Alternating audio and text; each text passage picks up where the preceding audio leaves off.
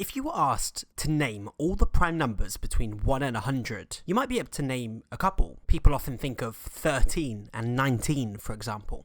But could you name all of them? This is Mr. Butler Maths, and in this video, we are looking at prime numbers. I'm going to show you why 1 isn't a prime number, and then show you a way to find all the prime numbers between 1 and 100. To start with, let's just clear up what we mean by a prime number. A prime number has exactly 2 unique factors. For example, 13 is a prime number because the only factors it has are 1 and 13. A composite number is a number that has more than 2 unique factors. Most numbers are composite numbers. For example, 10 is a composite number because it can be made by multiplying together 1 and 10 and 2 and 5. So now we've cleared up what we mean by prime and composite, let's turn back to the question of what type of number is 1. If we break down the factors of 1, we'll see that the number 1 has only one single unique factor, and that is 1 itself. Therefore, it is not a composite number because it does not have more than 2 unique factors, but it's also not a prime number because it has less than 2 unique factors. So 1 is neither prime nor composite. Now we've established that 1 is not a prime number, let's turn to find the numbers that are prime. I'm going to start with a grid of all the numbers from 1 to 100, and I'm going to lay them out in blocks of 10. We've already established that 1 is not a prime number, therefore let's cross it out. 2 is a prime number. It's the only even prime number. Its 2 factors are 1 and 2. Let's shade 2 in dark blue. Now 2 might be a prime number, but all the multiples of 2, that is all the other even numbers, must have more than 2 unique factors. They can be divided by 1 and themselves, and 2. Therefore, none of the other even numbers can be prime. As a result, we can cross them all out.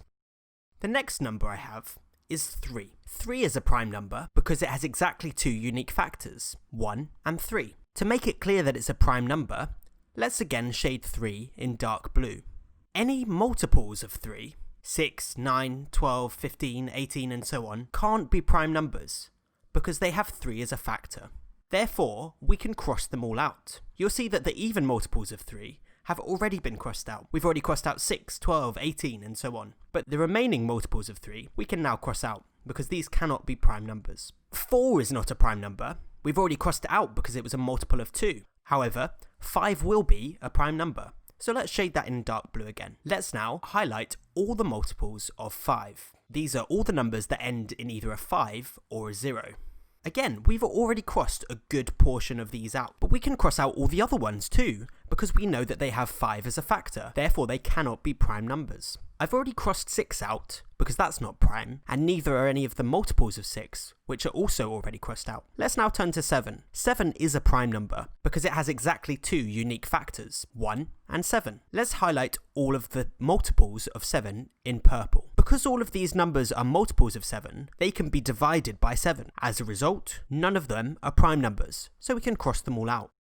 We're running out of numbers here. Let's now look at the next number we haven't crossed out. We've crossed out 8, which has more than 2 unique factors. We've crossed out 9, which has more than 2 unique factors. We've crossed out 10, which has more than 2 unique factors. The next number is 11. 11 is a prime number because it can only be divided by 1 and 11. So it has exactly 2 unique factors. Let's now highlight all the multiples of 11. These form a nice diagonal from the top left to the bottom right, and I've shaded all of those in orange.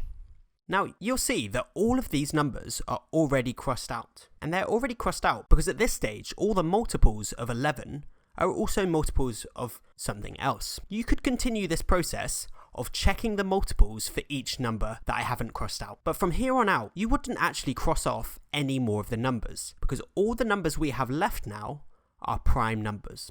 We've already eliminated all of the composite numbers by crossing out the multiples. Let's shade in all the remaining numbers in dark blue to indicate that they're prime.